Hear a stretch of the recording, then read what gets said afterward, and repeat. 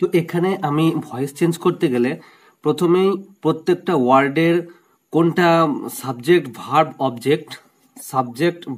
Object এই তিনটে আমাকে আইডেন্টিফাই করতে হবে।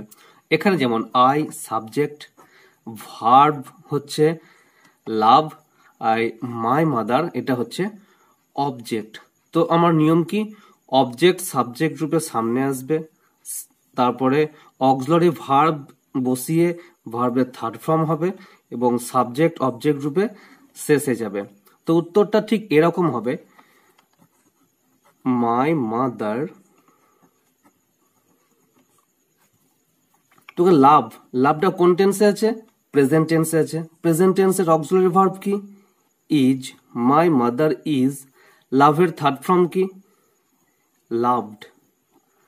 তো তোমরা ভয়েস চেঞ্জ করার আগে অবশ্যই ভার্বের তিনটে রূপ তোমরা মুখস্থ করে নিও যে কোনো গ্রামার বই থেকে। My mother is loved, by যোগে আয়ের অবজেক্ট কি? মি। তো এখানে সাবজেক্ট থেকে অবজেক্ট করতে গেলে আমাদেরকে কয়েকটা জিনিস জানতে হয়। দেখো সাবজেক্ট থেকে অবজেক্টে কি কি চেঞ্জ হয়, যেমন আই থাকলে মি, ইউ থাকলে ইউ, কারণ ইউর কোনো চেঞ্জ হয় না, ইউ আনচেঞ্জেবল। হি থাকলে হিম হয়। সাবজেক্টে উই থাকলে অবজেক্টে আস হয়। তো ইউটা কোনো চেঞ্জ হয় না। তুমি তোমরা সবই ইউই হয়। দে থাকলে দেম হয়। তো এই হচ্ছে সাবজেক্ট থেকে অবজেক্টের চেঞ্জ কি, I me, you he him, we us, you they them. এখানে আর সি থাকলে হার হয়। তো এই কটা জিনিস তোমাদের মাথায় রাখতে হবে। মূল বিষয় আসা যাক। নাম্বার 2 কি বলছে? I read the letter. এখানেও সাবজেক্ট কে I, read verb, the letter object. তো অবজেক্ট সাবজেক্ট রূপে সামনে আসবে, উত্তর কি হবে? The letter. রিড এটা ভার্বের ফার্স্ট ফর্ম, তাই কি হবে? ইজ হবে। রিডের থার্ড ফর্ম কি? রিডি, কারণ রিডের কোনো চেঞ্জ হয় না। বাই মি, কেন না আয়ের অবজেক্ট মি আগেই বলে দিয়েছি। Number 3, Tapas sings a song. এখানে দেখো, সরি এখানে এটা হবে না। তাপস সিংস সং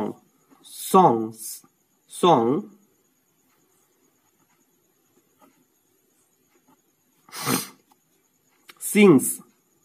কেন সিংস হলো?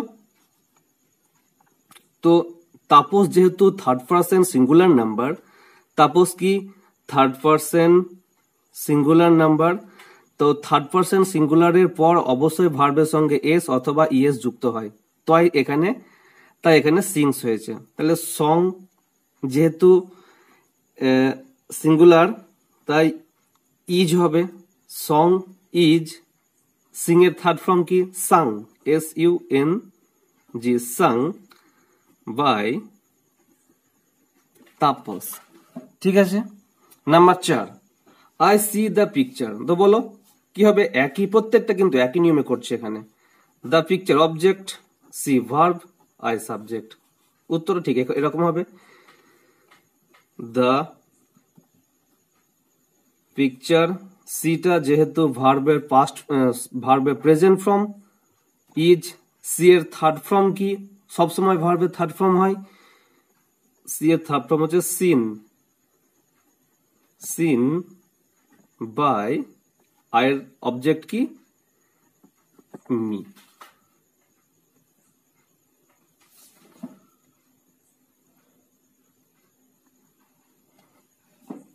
দেখো দিনেশ রিডস দ্য বুক। ভালো করে লক্ষ্য করো, দিনেশ কিন্তু থার্ড পার্সন সিঙ্গুলার নাম্বার, তাই রিডস এর সঙ্গে এস যোগ হয়েছে। The book object. উত্তর কি হবে তোমরা বলো? দ্য বুক ভার্বের প্রেজেন্ট ফর্ম ইজ, রিড, কারণ রিডের তিনটে ফর্ম একই, রিড বাই দিনেশ। ঠিক আছে। They like me, subject verb object. তো মি মিটা অবজেক্ট, মি এর সাবজেক্ট কি? মি এর subject I.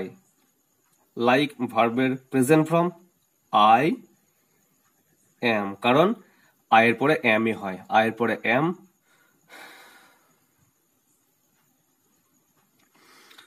Me I, I এর পরে এম, ইউর পরে আর, হি সি বা যে কোনো থার্ড পারসন সিঙ্গুলারের পরে হবে ইজ।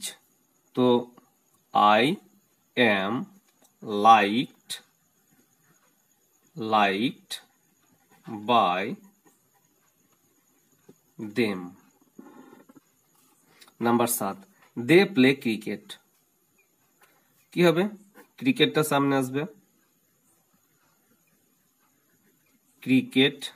প্লেটা ভার্বের ফার্স্ট ফর্ম ইজ, প্লের থার্ড ফর্ম কি? Played, P L A Y E D, played by. দের অবজেক্ট কি? Them. Anu knows you, Anu যেহেতু থার্ড পারসন সিঙ্গুলার নাম্বার তাই নো এর সঙ্গে নোজ হয়েছে। ইউ কি? You object. ইউ এর সাবজেক্ট কি? ইউ এর সাবজেক্ট ইউই, কারণ ইউটা কোনো চেঞ্জ হয় না, আমি এটা আগেই বলেছি। তো এটা কি উত্তর হবে তোমরা বলো? তোমরা এর উত্তরটা অবশ্যই কমেন্ট সেকশনে জানিয়ে দিও, কারণ পরপর 7টা যে আমি ভয়েস চেঞ্জ করালাম প্রত্যেকটা একই নিয়মে হয়েছে, এটাও সে একই নিয়ম, তাই এটা উত্তরটা করলাম না, উত্তরটা তোমরা করবে। তো তোমরা যদি এই ভিডিওটা ইনফরমেটিভ বলে মনে হয়ে থাকে বা এখান থেকে কিছু শিখতে পারো, অবশ্যই ভিডিওটা লাইক করে চ্যানেলটা সাবস্ক্রাইব করে দিও। আজকে এ পর্যন্ত, দেখা হচ্ছে নেক্সট ভিডিওতে। বাই।